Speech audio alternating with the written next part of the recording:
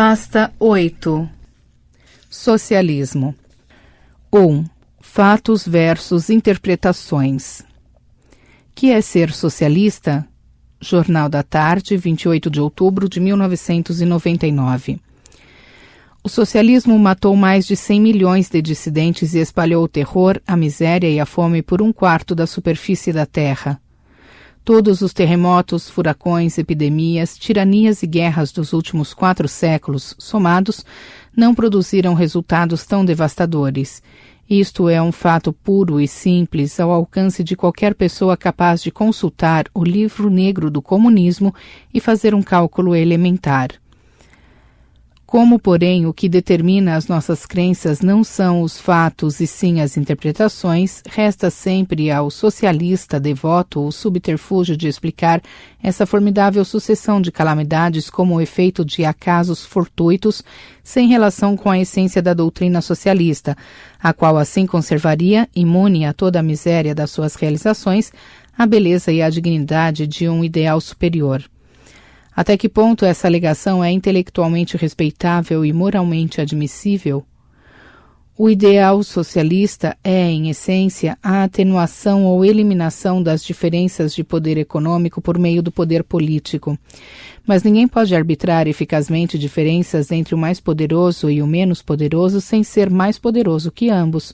O socialismo tem de concentrar um poder capaz não apenas de se impor aos pobres, mas de enfrentar vitoriosamente o conjunto dos ricos. Não lhe é possível, portanto, nivelar as diferenças de poder econômico sem criar desníveis ainda maiores de poder político. E como a estrutura de poder político não se sustenta no ar, mas custa dinheiro, não se vê como o poder político poderia subjugar o poder econômico sem absorvê-lo em si, tomando as riquezas dos ricos e administrando-as diretamente. Daí que no socialismo, exatamente ao contrário do que se passa no capitalismo, não haja diferença entre o poder político e o domínio sobre as riquezas. Quanto mais alta a posição de um indivíduo e de um grupo na hierarquia política, mais riqueza estará à sua inteira e direta mercê. Não haverá classe mais rica do que os governantes. Logo, os desníveis econômicos não apenas terão aumentado necessariamente, mas, consolidados pela unidade de poder político e econômico, terão se tornado impossíveis de eliminar, exceto pela destruição completa do sistema socialista. E mesmo esta destruição já não resolverá o problema, porque, não havendo classe rica fora da nomenclatura, com K, essa última conservará o poder econômico em suas mãos, simplesmente trocando de legitimação jurídica e autodenominando-se agora classe burguesa. A experiência socialista, quando não se congela na oligarquia burocrática, dissolve-se em capitalismo selvagem. Tertium non datur. O socialismo consiste na promessa de obter um resultado pelos meios que produzem necessariamente o resultado inverso. Basta compreender isso para perceber de imediato que o aparecimento de uma elite burocrática dotada de poder político tirânico e riqueza nababesca não é um acidente de percurso, mas a consequência lógica e inevitável do princípio mesmo da ideia socialista. Este raciocínio está ao alcance de qualquer pessoa medianamente dotada, mas, dada uma certa propensão das mentes mais fracas para acreditar antes nos desejos do que na razão, ainda se poderia perdoar a essas criaturas que cedessem à tentação de fazer uma fezinha na loteria da realidade, apostando no acaso contra a necessidade lógica. Ainda que imensamente cretino, isso é humano. É humanamente burro insistir em aprender com a experiência própria quando fomos dotados de raciocínio lógico justamente para poder reduzir a quantidade de experiência necessária ao aprendizado. O que não é humano de maneira alguma é rejeitar a um tempo a lição da lógica que nos mostra a autocontradição de um projeto e a lição de uma experiência que, para redescobrir o que a lógica já lhe havia ensinado, causou a morte de 100 milhões de pessoas. Nenhum ser humano intelectualmente são tem o direito de apegar-se tão obstinadamente a uma ideia a ponto de exigir que a humanidade sacrifique no altar das suas promessas não apenas a inteligência racional, mas o próprio instinto de sobrevivência. Tamanha incapacidade ou recusa de aprender denuncia, na mente do socialista, o rebaixamento voluntário e perverso da inteligência a um nível infra-humano, a renúncia consciente àquela capacidade de discernimento básico que é a condição mesma da hominidade do homem. Ser socialista é recusar-se, por orgulho, a assumir as responsabilidades de uma consciência humana. Citações elucidativas. heitordepaola.com. Soletração. H maiúsculo EITORDEPAOLA.com. Fim da soletração. 12 de fevereiro de 2009. Como todos os maiores jornais, revistas, canais de TV e universidades deste país acham uma questão de honra não só tratar os comunistas como pessoas de bem, mas insistem sempre em contratar algumas dúzias deles, pagando-lhes altos salários para que adornem o comunismo e sua história com as cores das mais altas virtudes morais e teologais, julguei oportuno reproduzir aqui algumas declarações típicas do pensamento comunista, para que os leitores que ainda o ignoram saibam, afinal, do que se trata. Precisamos odiar. O ódio é a base do comunismo. As crianças devem ser ensinadas a odiar seus pais se eles não são comunistas. V.I. Lenin. Somos favoráveis ao terror organizado. Isso deve ser admitido francamente. V.I. Lenin. O comunismo não é amor, é o martelo com que esmagamos nossos inimigos. Mao Tse-tung. O ódio intransigente ao inimigo que impulsiona o revolucionário para além das limitações naturais do ser humano e o converte em uma efetiva, seletiva e fria máquina de matar. Nossos soldados têm de ser assim. Che Guevara. Até agora os camponeses não foram mobilizados, mas através do terrorismo e da intimidação, nós os conquistaremos. Che Guevara.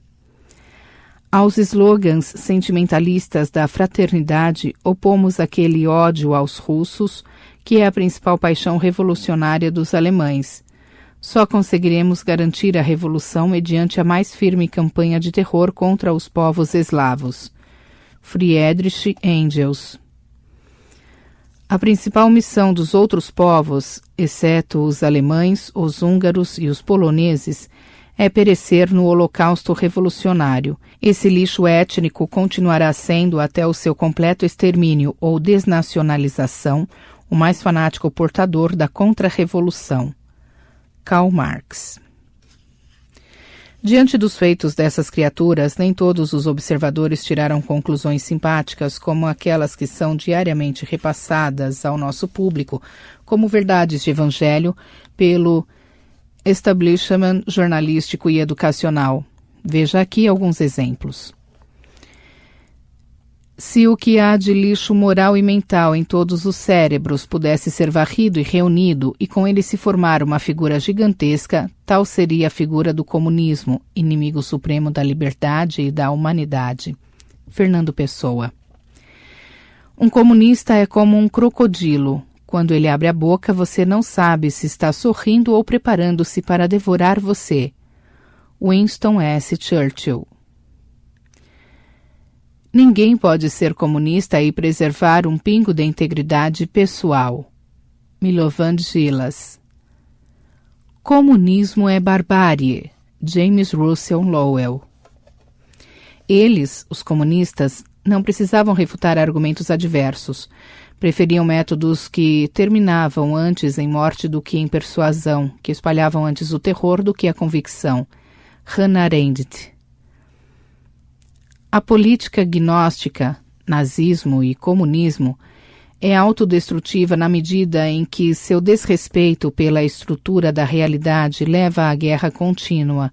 O sistema de guerras em cadeia só pode terminar de duas maneiras.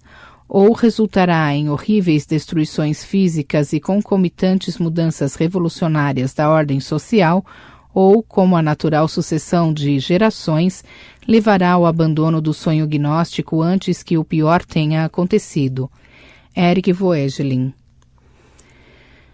No meu estudo das sociedades comunistas, cheguei à conclusão de que o propósito da propaganda comunista não era persuadir, nem convencer, nem informar, mas humilhar, e para isso, quanto menos ela correspondesse à realidade, melhor.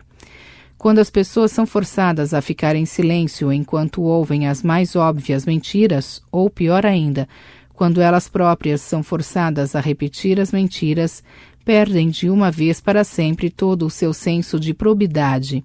Uma sociedade de mentirosos castrados é fácil de controlar. Theodore Dalrymple. Chegamos ao extremo limite dos horrores com o comunismo, o socialismo, o niilismo, deformidades horríveis da sociedade civil e quase a sua ruína. Leão XIII. O comunismo destitui o homem da sua liberdade, rouba sua personalidade e dignidade e remove todas as travas morais que impedem as irrupções do instinto cego. Pio XI. Lógica da canalice. O Globo, 31 de março de 2001. Quando alguém me diz que o comunismo é coisa do passado, que advertir contra ele é açoitar um cavalo morto, tenho às vezes uma certa suspeita de estar conversando com um canalha. Não que o sujeito o seja necessariamente, mas a rigor somente um canalha descontaria 1,2 bilhão de pessoas que ainda vivem sob a tirania comunista como uma quantidade negligenciável, um infinitesimal no infinito. Somente um canalha desprezaria como irrelevantes os 40 fuzilamentos mensais de mulheres chinesas e seus respectivos médicos que se recusam a praticar aborto.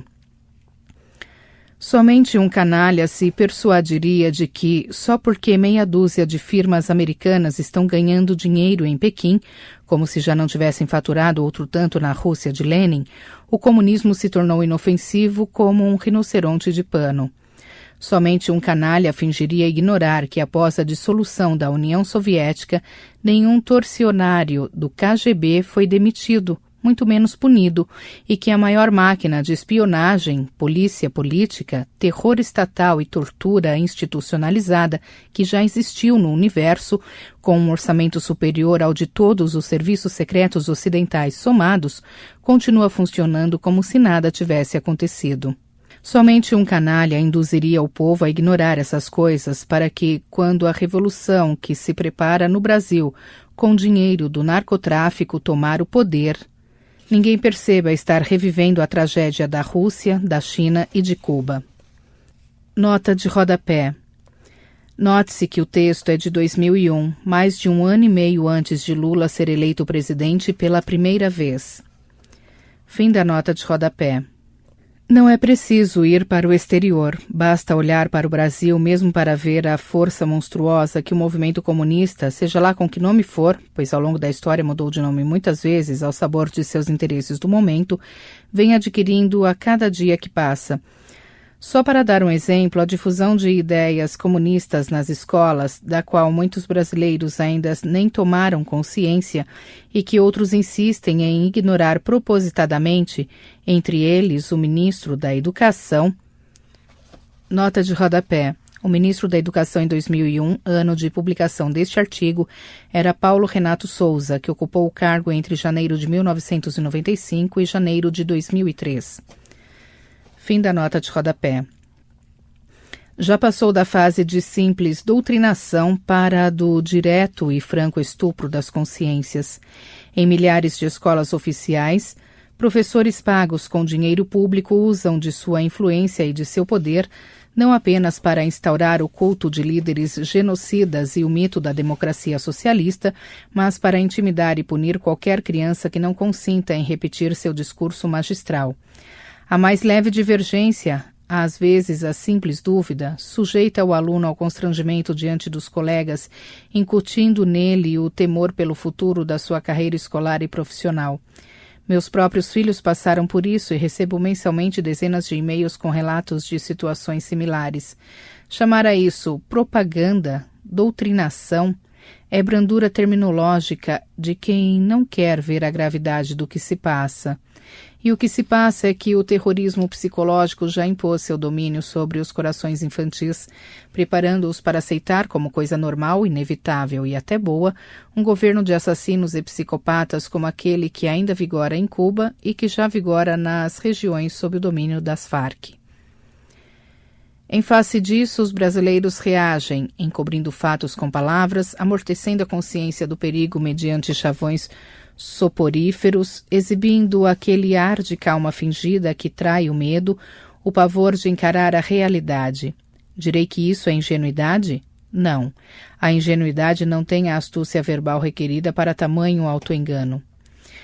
Um leitor, todo empombado de falsa ciência, me escreve que o comunismo não foi mais violento do que as guerras de religião, o Santo Ofício, a queima de bruxas ou a noite de São Bartolomeu.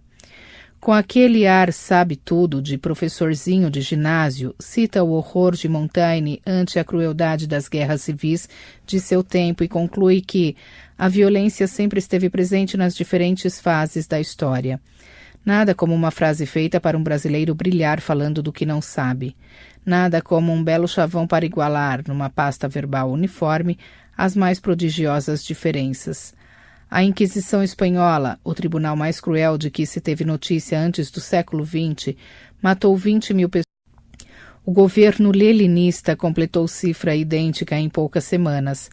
Ademais, quase todos os exemplos de crueldade em massa observados ao longo da história se deram por ocasião de guerras, seja entre estados, tribos ou grupos religiosos. A repressão soviética foi o primeiro caso de violência estatal permanente contra cidadãos desarmados em tempo de paz. O exemplo proliferou. Quando os alemães começaram a enviar judeus a Auschwitz, 20 milhões de russos já tinham sido mortos pelo governo soviético. Mesmo ao término da sua obra macabra, em 1945, o nazismo, com toda a máquina genocida montada para esse fim, não tinha conseguido igualar a produtividade da indústria soviética da morte. Sob qualquer aspecto que se examine, o socialismo não é de maneira alguma uma ideia recente que se possa discutir tranquilamente como alternativa viável para um país ou que se possa, sem crime de pedofilia intelectual, incutir em crianças nas escolas.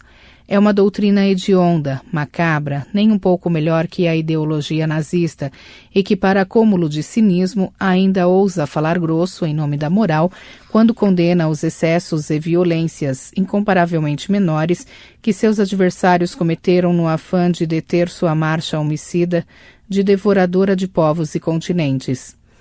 Tão logo aceitamos a lógica infernal da sua propaganda, obscurecemos nossa inteligência, perdemos o senso da verdade e o senso das proporções. Perdemos até o senso do antes e do depois. Incutem-nos, por exemplo, a noção de que a guerrilha brasileira foi a única saída que lhes foi deixada pelo governo repressor, que em 31 de março de 1964 fechou todas as portas à oposição legal. Mas como pode ter sido isso se a guerrilha começou em 1961, sempre dirigida e financiada desde Cuba? Dizem-nos que a Operação Condor foi uma conspiração internacional entre ditaduras para sufocar movimentos pacíficos e democráticos.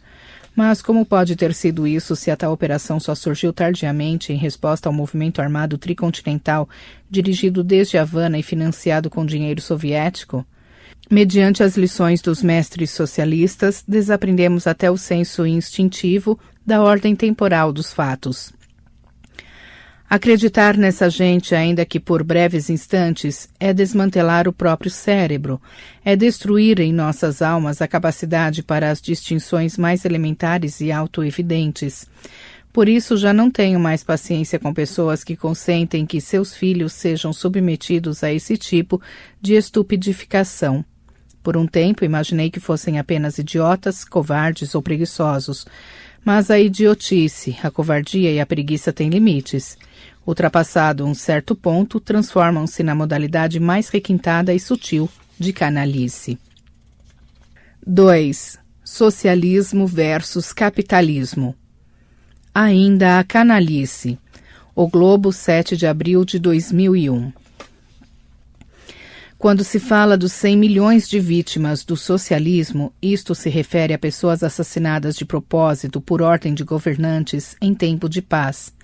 São inimigos de classe liquidados mediante fuzilamentos, enforcamentos, espancamentos, torturas várias e inanição forçada. São vítimas de genocídio deliberado. Seu número não inclui nem soldados mortos em combate, nem vítimas civis da guerra ou de crimes comuns, nem muito menos taxas de mortalidade infantil ou cálculos de diminuição da expectativa de vida média por conta da ineficácia econômica do socialismo. Se incluísse o total, na mais modesta das hipóteses, duplicaria. Mas, mesmo sem isso, 100 milhões já bastam para tornar o socialismo, desde o simples ponto de vista quantitativo, um flagelo mais mortífero que 2 guerras mundiais somadas, mais todas as epidemias e terremotos deste e de vários séculos. Quando, nada tendo a opor à realidade brutal desses dados, o propagandista do socialismo quer aliviar a má impressão desviando os olhos do público para os horrores do capitalismo. Ele não encontra aí nada de parecido. Nem gulag, nem fuzilamentos em massa, nem expurgos, nem guardas vermelhos a retirar professores de suas cátedras para espancá-los até a morte. Nota de rodapé. Gulag. Sigla em russo para Administração Geral dos Campos de Trabalho Correcional e Colônias, e símbolo da tirania de Stalin na União Soviética, o Gulag era um sistema de campos de trabalhos forçados para presos comuns e, sobretudo, presos políticos, incluindo qualquer cidadão que se opusesse ao regime comunista do país. Para um relato estarrecedor de um sobrevivente dos Gulags, ver Alexander Solzhenitsyn, Arquipélago de Gulag, Livraria Bertrand, 1975. Fim da nota de rodapé. Que artifício lhe resta, então, se não apelar à duplicidade de pesos e medidas para ajustar o resultado do cálculo ao efeito publicitário premeditado? Então ele atribuirá às democracias ocidentais a culpa pelas guerras iniciadas por governos totalitários, nivelará moralmente o genocídio premeditado com os efeitos imprevistos de políticas econômicas, fará do governo de Washington o autor intencional das mortes de famintos em países submetidos a regimes estatistas e socializantes da Ásia, da África e da América Latina, onde o capitalismo mal chegou a entrar e, por fim, debitará na conta dos governos capitalistas todos os feitos de assaltantes, estupradores, serial killers e delinquentes em geral. Ao perceber que tudo isso ainda não basta para completar a cifra desejada e que a manobra inteira já começa a soar inconvincente, apelará ao derradeiro subterfúgio, negar o valor dos números, abolindo num golpe de caneta a diferença entre o assassino de uma só vítima e o assassino de milhões, diferença que minutos antes, quando imaginava poder usá-la contra o capitalismo, ele mesmo enfatizava aos berros. Então, matar os 300 assassinos de 200 policiais e soldados no Brasil terá se tornado crime tão hediondo quanto fuzilar em Cuba 17 mil dissidentes civis desarmados. Revidar o ataque de tropas armadas numa guerra civil será tão abominável quanto retirar de suas casas, na calada da noite, dezenas de milhões de cidadãos inermes para os fuzilar e jogar na vala comum. Depois de todos esses cortes, enxertos e suturas, não há realidade que resista. A imagem do capitalismo aí fica, sim, pelo menos tão má quanto a do socialismo, talvez até um pouco pior. Mas qualquer palavra mais doce do que canalice que eu empregasse para qualificar esse gênero de discurso me tornaria indigno da condição de escritor, indigno, a rigor, da simples identidade funcional de jornalista, pois se há uma obrigação elementar do jornalista é a de dar aos fenômenos que descreve a justa proporção que tem na realidade. E não há um só tratado sobre a arte da argumentação de Aristóteles e Quintiliano até Schopenhauer e Chaim-Perelman, que não exclua da arte retórica, mãe do jornalismo, o uso daquele tipo de expedientes maliciosos, relegando-os ao lixo da erística, a arte de ludibriar o público, a retórica prostituída dos intrusões e dos canalhas. Chamá-los canalhas não é, nem de longe, a expressão de um sentimento pessoal. É a justa e exata aplicação de um juízo consagrado entre os mestres da arte da argumentação. É o reconhecimento objetivo da intromissão de um linguajar fraudulento que, se não pode ser eliminado das arengas de arruaceiros e demagogos, deve ser banido, sem complacência, de todo o debate que se pretenda intelectualmente respeitável. Isso é requisito preliminar, independente mesmo do mérito das questões de disputa. Mas no caso presente, se há algo comparável à vileza dos procedimentos argumentativos usados para igualar o inigualável, é a feiura moral da causa a que sacrificam a sua honradez intelectual os que a tanto se prestam.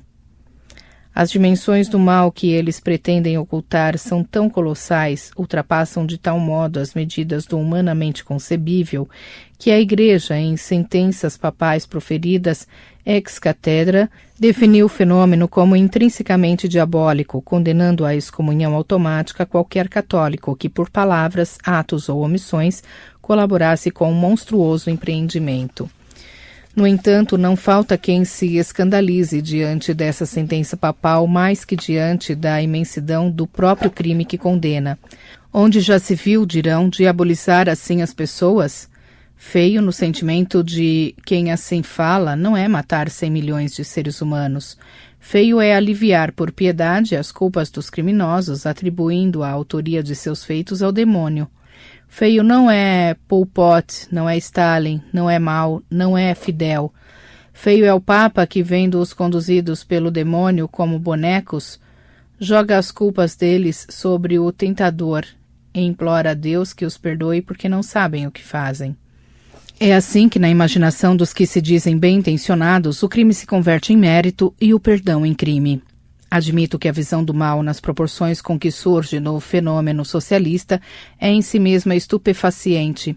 O bastante para que a alma vacilante, diante dela, dificilmente resista à tentação de negar a realidade, como os olhos do poeta diante da sangue derramada de seu amigo Ignacio Sanches, gritavam desesperados: "No, eu não quero verla."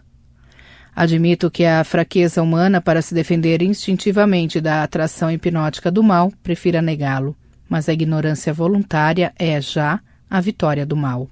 Confronto de ideologias? Época 24 de março de 2001.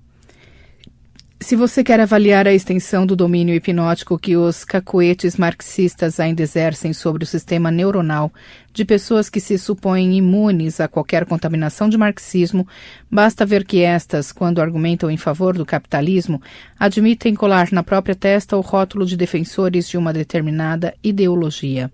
Uma ideologia é, por definição, um simulacro de teoria científica. É, segundo a correta expressão do próprio Marx, um vestido de ideias que encobre interesses ou desejos. Ao aceitar definir-se na linguagem de seu adversário, o liberal moderno assume o papel que ele lhe impõe. Confessa-se porta-voz dos interesses dos ricos. Que a confissão seja falsa não a torna menos eficaz. Transferida do confronto objetivo das doutrinas para o terreno da concorrência de interesses, a luta parece opor agora o explorado ao explorador. Por elegante que seja a argumentação deste último, ele estará condenado a personificar sempre o malvado da história. Descrever o confronto entre capitalismo e socialismo como luta de ideologias é aceitar um jogo viciado, no qual um dos lados dita as regras, dá as cartas e predetermina o desenlace. O capitalismo não é uma ideologia, é um sistema econômico que existiu e provou suas virtudes desde 2 séculos antes que alguém se lembrasse de formulá-lo em palavras. E o primeiro que esboça essa formulação, Adam Smith, não é de maneira alguma um ideólogo, um inventor de símbolos retóricos para construir futuros no ar em favor de tais ou quais ambições de classe. É um homem de ciência em toda a extensão do termo, esboçando hipóteses para descrever e explicar uma realidade existente. O socialismo, em contrapartida, milênios antes de existir sequer como estratégia política concreta, já tinha seus ideólogos, seus embelezadores de enganos, seus estilistas de interesses de grupos ressentidos e ambiciosos. Por isso, o confronto de socialistas e liberais não opõe ideologia à ideologia. A defesa do socialismo é sempre a autoatribuição ideológica dos méritos imaginários de um futuro possível. A do capitalismo é sempre a análise científica de processos econômicos existentes e dos meios objetivos de aumentar sua eficiência.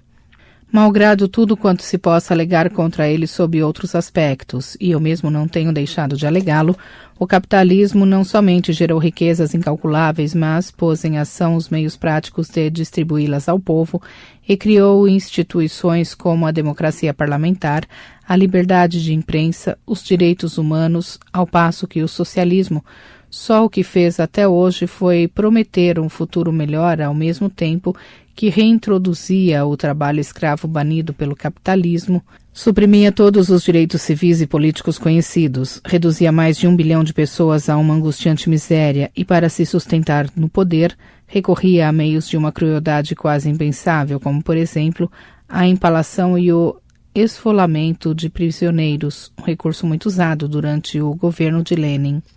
O capitalismo não é uma ideologia, é uma realidade continuamente aperfeiçoada pela ciência.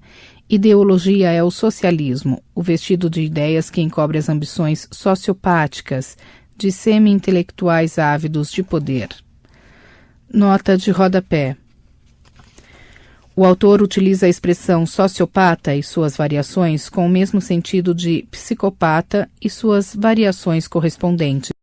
E uma prova a mais de que isso é assim poderá ser dada por eventuais reações socialistas a este artigo, as quais, como todas as contestações a meus artigos anteriores, não conseguirão e, aliás, nem tentarão impugnar a veracidade de nenhuma de suas afirmações, mas se limitarão a expressar descontentamento e revolta contra sua publicação.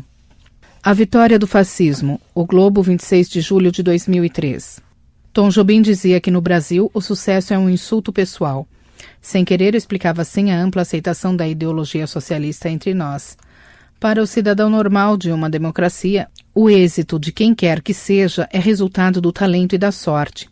Para frustrados e invejosos embriagados de mitologia socialista, é o efeito de uma planificação maligna das classes dominantes, o produto do diabo de uma máquina de exclusão social inventada e controlada por astutos engenheiros sociais burgueses. Na imaginação socialista, os capitalistas não fazem outra coisa senão reunir-se na calada da noite para premeditar a ruína dos pobres. Para isso, criam todo um aparato ideológico de reprodução dos padrões sociais existentes, contratando intelectuais e técnicos para estudar meios de não deixar mais ninguém subir na vida. O capitalismo, nesse sentido, é uma sociedade administrada, um mecanismo racional calculado nos seus mínimos detalhes para bloquear o progresso social. Só que após ter descrito e acusado essa máquina com requintes de análise corrosiva, no instante seguinte o socialista aparece condenando a máquina do mercado e fazendo a apologia da economia planejada como solução para todos os males. Já tenho me perguntado como é possível uma criatura mudar de discurso tão radicalmente sem nem perceber que se contradiz. Cinismo ou inconsciência? Maquiavelismo ou burrice? Observem a rigidez da disciplina no PT ou no MST e obterão a resposta. O militante socialista ou comunista sacrifica tudo à hierarquia partidária, mesmo a moralidade, mesmo as exigências mais íntimas da consciência pessoal. É natural que projete essa conduta sobre a fisionomia do inimigo, concebendo-a à sua própria imagem e semelhança. Mas toda a fantasia projetiva é necessariamente paradoxal. É ao mesmo tempo direta e inversa. De um lado, o capitalismo aparecerá aos olhos do socialista como uma hierarquia maquinal análoga à do seu partido, apenas com signo ideológico oposto. De outro, a atmosfera partidária, com aquele seu unanimismo que dá a cada um dos militantes um sentimento tão vivo de participação, de proteção mútua, de comunidade solidária, é vivenciada como o embrião de sociedade ideal, em contraste com a qual a realidade do capitalismo aparecerá como pura confusão e lei da selva. Basta olhar o capitalismo diretamente sem o viés projetivo da disciplina socialista, para ver que não é nem uma coisa nem a outra, mas apenas a integração de várias premeditações parciais. os cálculos dos vários interesses privados, num ambiente geral frouxamente atado pelas regras da convivência democrática. Mas a ideia mesma de regra tem sentido diferente para socialistas e capitalistas. Numa democracia capitalista, as regras do jogo são fixas, ao passo que as finalidades gerais do esforço social vão mudando conforme as inclinações da opinião pública a cada momento. Numa sociedade socialista, ou nos partidos que lutam por ela, é o contrário. As finalidades são constantes, cristalizadas no símbolo utópico do ideal, e as regras do jogo é que mudam segundo as conveniências estratégicas e táticas vislumbradas pelos líderes em cada etapa da luta. Por isso é tão difícil um socialista compreender o capitalismo quanto um homem formado nas regras do capitalismo entender a mentalidade socialista. Este último tentará explicar a conduta socialista pela racionalidade de interesses econômicos, acreditando que tais ou quais vantagens obtidas no caminho aplacarão os ódios e as ambições da militância em Ragé. O segundo enxergará o capitalismo como o meio de uma grade de fantasias projetivas macabras e acabará acusando a classe burguesa de ser ao mesmo tempo uma maçonaria racionalmente organizada para saquear o mundo e um aglomerado caótico de egoísmos incapazes de organizar-se. Não espanta que toda tentativa de fusão entre capitalismo e socialismo resulte numa contradição ainda mais funda. Quando os socialistas desistem da estatização integral dos meios de produção e os capitalistas aceitam o princípio do controle estatal, o resultado, hoje em dia, chama-se terceira via. Mas é, sem tirar nem pôr, economia fascista. De um lado, burgueses cada vez mais ricos, mas, como dizia Hitler, de joelhos ante o Estado. De outro, um povo cada vez mais garantido em matéria de alimentação, saúde, habitação, etc., mas rigidamente escravizado ao controle estatal da vida privada. Também não espanta que os socialistas, não entendendo o capitalismo, procurem descrevê-lo com a fisionomia hedionda do fascismo, que por afinidade entendem perfeitamente bem. E muito menos espanta que, abominando então o capitalismo como uma espécie de fascismo, acabem sempre lutando em favor de reformas econômicas e políticas que o transformarão exatamente nisso. Como a economia socialista em sentido integral é viável, como nunca se chega lá, e como, por outro lado, os burgueses raramente têm fibra para resistir à investida socialista contra o liberal capitalismo, o resultado é sempre o mesmo, a vitória do fascismo. A única diferença entre as economias fascistas dos anos 1930 e a de agora é que aquelas eram de escala nacional e, para impor-se, recorreram muito logicamente a um discurso carregado de mitologia patrioteira e racista. A de hoje é mundial, devendo, portanto, usar de pretextos simbólicos que, ao contrário, sirvam para dissolver as identidades nacionais e os valores morais e religiosos a elas associados. Daí o pacifismo, o feminismo, o multiculturalismo, o desarmamentismo civil, o casamento gay, etc. Ideologia, já definia o velho Karl Marx, é um vestido de ideias em torno de objetivos que nada têm a ver com ideias. Hitler confessava em privado não acreditar nem um pouco na discurseira racista que usava para infundir nos alemães um sentimento de ódio travestido de amor à justiça. Os próceres do globalismo progressista também não acreditam no besteirol politicamente correto que injetam nas massas de militantes idiotizados, tanto quanto o comunismo e o fascismo. De velho estilo, o socialismo democrático ou terceira via de hoje é um compactado de maus sentimentos numa embalagem de belas palavras.